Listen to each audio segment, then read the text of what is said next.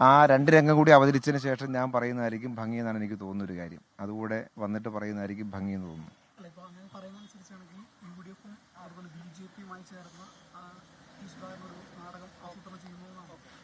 നമ്മളെല്ലാം അരിയാഹാരം കഴിക്കുന്നവരല്ലേ, നമ്മളൊന്നും മണ്ടന്മാരല്ലല്ലോ.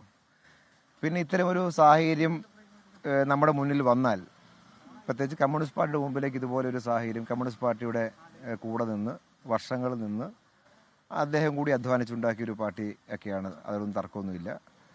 പക്ഷേ അത് പറയുമ്പോഴും ദീർഘനാൾ മറ്റ് ആൾക്കും ലഭിക്കാത്തൊരു പരിഗണന ലഭിച്ച ഒരാൾ, ഏതാണ്ട് 2021 വരെയും ഈ ഭാഗമൊക്കെ വഹിച്ചിരുന്ന ഒരാൾ, ഒരുപക്ഷെ ആരാധ്യനായ VS പോലും ഇത്രയും പ്രാവശ്യം മത്സരിച്ചിട്ടുണ്ടാവില്ല.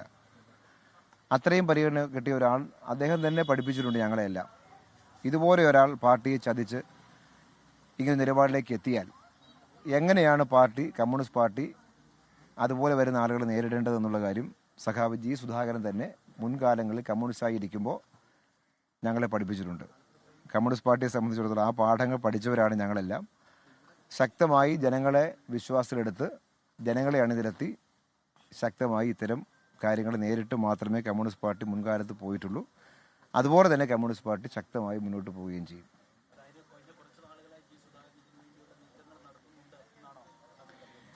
നിങ്ങൾ മാധ്യമപ്രവർത്തകർ തന്നെ നിങ്ങൾക്ക് അറിയുമല്ലോ എന്തെല്ലാമാണ് ഉണ്ടായിട്ടുള്ള കാര്യം എന്നുള്ള കാര്യം. എന്തുകൊണ്ടാണ് ഒരു മാസമായ അമ്പലപ്പുഴയെക്കുറിച്ച് ഇങ്ങനെ ചർച്ച നടന്നുകൊണ്ട് എന്തുകൊണ്ടാണ്? അതെല്ലാം ഏത് തരത്തിൽ ക്രിയേറ്റ് ചെയ്യപ്പെട്ടതാണെന്ന് മാധ്യമപ്രവർത്തകർ നിങ്ങൾക്ക് തന്നെ അറിയാം. ഞാനത് വിശദീകരിക്കേണ്ട കാര്യമൊന്നുമില്ല.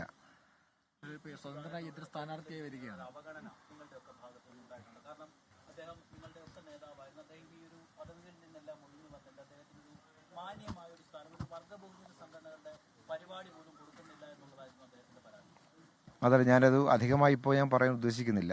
ഞാൻ പറഞ്ഞല്ലോ, 2 രംഗം കൂടി അവതരിക്കാനുണ്ട്. അതിനുശേഷം വേണമെങ്കിൽ വിശദമായി ഞാൻ പാർട്ടിയോട് ചോദിച്ചിട്ട് പറയാം. അപ്പോൾ അങ്ങനെ ഒരു സ്ഥാനാർത്ഥിത്വം പ്രഖ്യാപിച്ച് മുതിർന്ന നേതാവ് പാർട്ടിയിൽ നിന്ന് മാറി വരുമ്പോൾ അത് ഏതെങ്കിലും രൂപത്തിലുള്ള ക്ഷീണമാവോ? പാർട്ടി അണികൾ ഏത് ഭാഗത്തായി? പാർട്ടി അണികൾ പാർട്ടിയുടെ ഭാഗത്തായിരിക്കും.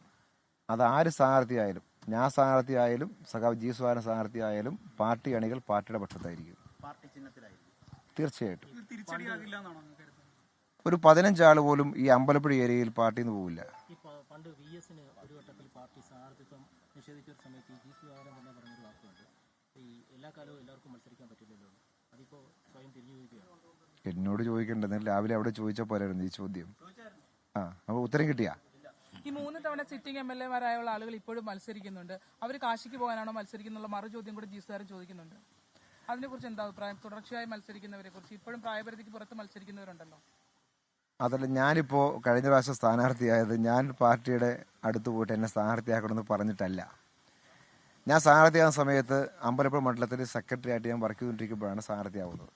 അത് കേരളത്തിൽ മൊത്തം 33 മണ്ഡലങ്ങളിൽ പുതിയ സ്ഥാനാർത്ഥികൾ നിശ്ചയിക്കാൻ പാർട്ടി സംസ്ഥാന കമ്മിറ്റി മത്സരിപ്പിക്കാൻ സംസ്ഥാന കമ്മിറ്റി തീരുമാനിച്ചു.